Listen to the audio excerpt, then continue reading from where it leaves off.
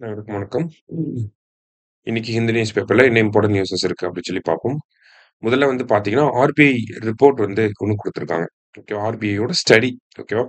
House holds boiling on dept pastor than creating assets அப்படின்னு சொல்லி குடுத்துருக்காங்க. அது என்ன சொல்ல வராங்க அப்படின்னு சொல்லி பார்த்தீங்கன்னா, இந்தியாவுல இருக்கக்கூடிய குடும்பங்கள் எல்லாமே ஒரு வருஷத்துல ஆ சொத்துக்கள சேர்க்கிறத விட அதிகமா கடன்கள தான் சேர்க்கிறாங்க அப்படிங்கிற ஒரு டேட்டாவ இங்க ரிலீஸ் பண்ணியிருக்காங்க. சரியா? சோ இவங்க என்ன இயர்ஸ கம்பேர் பண்றாங்க அப்படின்னா, பேண்டமிக் முன்னாடி, பேண்டமிக் அப்புறம் அப்படின்னு சொல்லி இங்க எடுத்துட்டு வராங்க. இப்ப 2019, 20ல இருந்து 2024, 25 வரைக்கும் ஒரு செட் ஆஃப் இயர்ஸ வந்து எடுத்துக்கிறாங்க. சரியா? சோ அதன் அடிப்படையில பார்க்கிறப்ப இந்த இடத்துல கடன்களுடைய பெர்சன்டேஜ குடுத்திருக்காங்க. பெர்சன்டேஜ்ல கடன்கள வந்து லாக் குரோர் 7.7 லாக் குரோர் அப்படி சொல்லி குடுத்திருக்காங்க. அந்த கடன்களுடைய அளவு அப்படிங்கிறது பார்த்தீங்கன்னா, பேண்டமிக் அப்புறம் இன்கிரீஸ் ஆயிருக்கு அப்படிங்கிறத நம்மனால தெரிஞ்சுக்க முடியுது. ஆனா, அசட்டோட அளவும் பார்த்தீங்கன்னா, பேண்டமிக் அப்புறம் இன்கிரீஸ் ஆயிருக்கா அப்படின்னு சொல்லி பார்த்தீங்கன்னா, அது அப்படியே டிக்ளைன் ஆயிட்டே தான் வருது. சோ என்ன சொல்ல வராங்க அப்படின்னு சொல்லி பார்த்தீங்கன்னா, அ இந்தியாவுல பேண்டமிக் அப்புறமா பார்க்கிறப்ப 2019லேருந்து 25க்குள்ள பார்க்கிறப்ப, ஒரு வருஷத்துல குடும்பங்கள் வந்து உருவாக்கக்கூடிய சொத்துக்களின் பெர்சன்டேஜ் அப்படின்னு சொல்லி பார்த்தீங்கன்னா, சொத்துக்களின் அளவு பார்த்தீங்கன்னா, 48% சொத்துக்கள உருவாக்குறாங்க, சராசரியா. ஆனா, ஒரு குடும்பம் எவ்வளோ கடன்கள உருவாக்குது அப்படின்னு சொல்லி பார்த்தீங்கன்னா, 102% கடன்கள உருவாக்குறாங்க. இப்ப இதோட டபுள் மடங்கு கடன்கள் அதிகமாயிட்டே போகுது. இந்தியாவோட சராசரியான குடும்பத்துல, இப்ப நம்ம வீடு, உங்க வீடு, எங்க வீட்ல எல்லாம் பார்த்தீங்கன்னா, அதிகமான சொத்துக்கள உருவாக்குறது இல்ல. அதிகமான கடன்கள தான் உருவாக்கிக்கிட்டு இருக்கோம் அப்படின்னு சொல்லி சொல்றாங்க. சராசரியா. சரியா? அதுவும் 2 மடங்கு இருக்கு அப்படிங்கிறது தான் ஆர்பிஐ இந்த டேட்டால அவங்க தெரிவிக்க வராங்க. சோ அது எல்லாமே அப்சல்யூட் நம்பர்ஸ்ல இருக்கு. அத தாண்டி நமக்கு என்ன சொல்ல வராங்க அப்படிங்கிறத தெரிஞ்சுக்கோங்க. சொத்துக்கள விட கடன்கள் தான் அதிகமா இருக்குன்னு சொல்ல வராங்க. சரியா? அடுத்ததா வந்து பார்த்தீங்கன்னா, Kerala declares itself free of extreme poverty அப்படின்னு சொல்லி குடுத்திருக்காங்க. சோ இத நம்ம நேத்தே பார்த்திருந்தோம். எக்ஸ்ட்ரீம் பாவர்ட்டி அப்படின்னு சொல்லி பார்த்தீங்கன்னா, நமக்கு மிக கடுமையான வறுமை, வறுமை கோட்டுக்கு கீழ இருக்கிறவங்க. சோ அந்த மாரி இருக்கக்கூடிய 64,000 மக்கள கேரள அரசாங்கம் தேர்ந்தெடுக்குறாங்க. அவங்களுக்கு வந்து கல்விய குடுக்குறாங்க, மருத்துவம் குடுக்குறாங்க, அவங்களுக்கு வீடுகள குடுக்குறாங்க, ஓய்வூதிய திட்டங்கள்ல சேர்த்தி விடுறாங்க, காப்பீடு திட்டங்கள்ல சேர்த்தி விடுறாங்க. இந்த மாரி பல டார்கெட்டட் இனிஷியேட்டிவ்ஸ் மூலமா அவங்கள வந்து வறுமை கோட்ல இருந்து வெளிய கொண்டு வந்திருக்காங்க. ஓகே. எக்ஸ்ட்ரீம் பாவர்ட்டில இருந்து அவங்கள காப்பாத்தியிருக்காங்க. அதனால நேத்து என்ன பண்ணியிருக்காங்க அப்படின்னா, கேரள அரசாங்கம், கேரள முதலமைச்சர் சட்டமன்றத்துல என்ன சொல்லியிருக்காருன்னா, கேரளா இந்த க தீவிரமான வறுமை அல்லது கடுமையான வறுமை அப்படிங்கிறத எக்ஸ்ட்ரீம் பாவர்ட்டிய வந்து நம்ப அ அத முற்றிலுமா கேரளாலருந்து ஒழிச்சுட்டோம் அப்படிங்கிறத சொல்லியிருக்காரு. ஸோ அந்த செய்திய தான் இங்க குடுத்துருக்காங்க. சரியா? அடுத்ததா வந்து பார்த்தீங்க அப்படின்னா, நமக்கு new fresh water crab genus identified in Yercaud அப்படின்னு சொல்லி குடுத்துருக்காங்க. அதாவது புதிய ஒரு நண்டு வகைய வந்து கண்டுபிடிச்சிருக்காங்க. ஓகேவா? கிராப் அப்படின்னா இந்த மாரி இருந்துச்சுன்னா நண்டு தான் நமக்கு. ஓகேவா? எங்க கண்டுபிடிச்சிருக்காங்க அப்படின்னு சொல்லி பார்த்தீங்கன்னா, சேர்வராய் மலைகள் இருக்கு இல்லையா? ஈஸ்டர்ன் காட்ஸ்ல சேர்வராய் மலை, ஏற்காடு அங்க தான் வந்து கண்டுபிடிச்சிருக்காங்க. ஓகேவா? ஏற்காடுங்கிறது நமக்கு சேலம். சரிங்களா? ஸோ சேர்வராய் ஹில்ஸ், ஏற்காடு, சேலம் அங்க தான் வந்து என்ன கண்டுபிடிச்சிருக்காங்க அப்படின்னு சொல்லி பார்த்தீங்கன்னா, ஒரு ஃப்ரெஷ் வாட்டர் கிராப் அப்படிங்கிறத கண்டுபிடிச்சிருக்காங்க. நன்னீர்ல இருக்கக்கூடிய நண்டு வகைகள். ஸோ அதுக்கு என்ன பேர் வச்சிருக்காங்க அப்படின்னு சொல்லி பார்த்தீங்கன்னா, பட்டித்தெல்ஃபியூசா அப்படின்னு சொல்லி பேர் வச்சிருக்காங்க.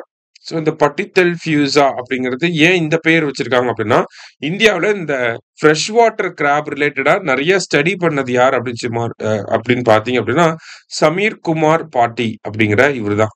ஸோ அதனால தான் இவரு பேர்ல இருக்க இந்த பாட்டி அப்படிங்கிறத எடுத்து பட்டித்தெல்ஃபியூசா அப்படின்னு சொல்லி பேர் வச்சிருக்காங்க. சரியா? ஸோ இதுல இத மட்டும் தெரிஞ்சுக்கிட்டா போதும். இந்த ஃப்ரெஷ் வாட்டர் கிராப் அப்படிங்கிறத கண்டுபிடிச்சிருக்காங்க. சேர்வராய் மலைத்தொடர்கள்ல கண்டுபிடிச்சிருக்காங்க. என்ன பேர் வச்சிருக்காங்க? ஏன் அந்த பேர வச்சிருக்காங்க? இது சமீர் குமார் பாட்டி அப்படிங்கிற அவருடைய நினைவாக இத வச்சிருக்காங்க. இந்தியால மொத்தம் பார்த்தீங்கன்னா, 112 நண்டு வகைகள் வந்து இருக்கு. ஸோ 112வதா இத ஆட் பண்ணியிருக்காங்க. சரியா? அடுத்ததா பார்த்தீங்க அப்படின்னா, trek Tamil Nadu initiative to expand with additional routes அப்படின்னு சொல்லி குடுத்துருக்காங்க. முக்கியமான ஒரு திட்டம். ட்ரெக் தமிழ்நாடு அப்படிங்கிற திட்டம் 2024ஆம் ஆண்டு தொடங்கப்பட்டுச்சு. என்னன்னா, ஒரு 40 ட்ரெக்கிங் ரூட்ஸ வந்து தமிழக அரசாங்கமே ஐடென்டிஃபை பண்ணி மக்களுக்கு வந்து தெரிவிச்சிருந்தாங்க. இந்த ரூட்ல எல்லாம் ட்ரெக்கிங் போகலாம் அப்படின்னு சொல்லி கவர்ன்மென்ட் அசிஸ்டன்ஸோட ட்ரெக்கிங் போறது. இந்த மாரி பாதைகள் உருவாக்கி வச்சிருப்பாங்க. நம்ம அந்த மலை பாதைகள்ல வந்து ட்ரெக்கிங் போயிட்டு வந்துக்கலாம். சரிங்களா? ஸோ இது வந்து மக்கள் மத்தியில, அதுவும் இந்த டூரிஸ்ட் அதிகமா டிராவல் பண்ணணும்னு நினைக்கக்கூடியவங்க மத்தியில வந்து ரொம்ப வரவேற்பு பெற்ற ஒரு திட்டமாக இருக்கு. சரிங்களா? ஸோ அதனால நம்மளுடைய அரசாங்கம் என்ன பிளான் பண்றாங்க அப்படின்னா, இந்த ட்ரெக்கிங் பாத்வே அப்படிங்கிறது 40 வழித்தடங்கள் வந்து இருக்கு. இத இன்னும் கொஞ்சம் எக்ஸ்பேண்ட் பண்ணலாம். ஒரு 50 வழித்தடங்களா இன்கிரீஸ் பண்ணலாம் அப்படின்னு சொல்லி ஒரு பிளான் வச்சிருக்காங்க. அதே மாரி தமிழ்நாடு டூரிசம் டெவலப்மென்ட் கார்ப்பரேஷன் இருக்காங்க இல்லையா? ஸோ அவங்க கிட்ட பேசிக்கிட்டு இருக்காங்க. என்னன்னா, இத வந்து ஒரு பேக்கேஜ் மாரி, டூர் பேக்கேஜ் மாரி நீங்க தமிழ்நாடு டூரிசம் டெவலப்மென்ட் கார்ப்பரேஷன் வெப்சைட்ல போய் பார்த்தீங்கன்னா, நெறையா டூரிசம்க்கு தமிழ்நாட்டுக்குள்ள டூர் போறதுக்கான பேக்கேஜஸ்லாம் நெறைய வச்சிருப்பாங்க. ஸோ அந்த பேக்கேஜ்ல இந்த ட்ரெக்கிங் பேக்கேஜ ஒண்ணு ஆட் பண்ணுங்க அப்படின்னு சொல்லி ஒரு ரெக்வெஸ்ட் வைக்க போறாங்க. அந்த ஸ்கீம எக்ஸ்பேண்ட் பண்ண போறாங்க. சரியா? ஸோ டெக் தமிழ்நாடு திட்டம் அப்படின்னா என்ன பண்றாங்க? எவ்வளவு வழித்தடங்கள் இருக்கு? 40 வழித்தடங்கள் இருக்கு அப்படிங்கிற இந்த பேசிக் டீட்டெயில்ஸ மட்டும் நீங்க தெரிஞ்சுக்கோங்க. சரியா? எக்ஸாம்ல கேட்டா அத தாண்டி வேற எதுவும் கேட்க மாட்டாங்க. ஓகேவா? அடுத்ததா வந்து பார்த்தீங்கன்னா, நமக்கு Lucknow declared UNESCO creative city of gastronomy அப்படின்னு சொல்லி குடுத்துருக்காங்க. அதாவது யுனெஸ்கோவ பொறுத்தவரைக்கும் பார்த்தீங்கன்னா, வேர்ல்டுல இருக்கக்கூடிய ஃபேமஸான சிட்டீஸ் ஒவ்வொரு சிட்டியும் ஒவ்வொரு விஷயத்துல ஃபேமஸா இருக்கும். அந்த மாரி சிட்டீஸ் எல்லாம் வந்து பார்த்தீங்கன்னா, கிரியேட்டிவ் சிட்டி நெட்வொர்க்கு கீழ ஆட் பண்ணிக்கிட்டு இருக்காங்க. ஓகேங்களா? கிரியேட்டிவ் சிட்டீஸ் நெட்வொர்க் அப்படின்னு சொல்லி சொல்லுவாங்க. அதுல இந்த வருஷம் பார்த்தீங்கன்னா, 58 சிட்டீஸ வந்து ஆட் பண்ணியிருக்காங்க. அதுல ஒண்ணு தான் பார்த்தீங்கன்னா, லக்னோ. லக்னோவ எதுக்காக ஆட் பண்ணியிருக்காங்க அப்படின்னு சொல்லி பார்த்தீங்கன்னா, கேஸ்ட்ரானமி அப்படிங்கிற இந்த விஷயத்துக்காக. கேஸ்ட்ரானமி அப்படின்னா, நமக்கு சிம்பிளா கேஸ்ட்ரானமினா ஃபர்ஸ்ட் என்னன்னு தெரிஞ்சுப்போம். Study of relationship between food and culture. Okay. உணவுக்கும் பாரம்பரியத்துக்கும் மத்தியில இருக்கக்கூடிய அந்த ஒற்றுமையையும், அதை பத்தின ஒரு வரலாற்றையும் பத்தி படிக்கிறது தான் இந்த கேஸ்ட்ரானமி அப்படின்னு சொல்லி சொல்லுவாங்க.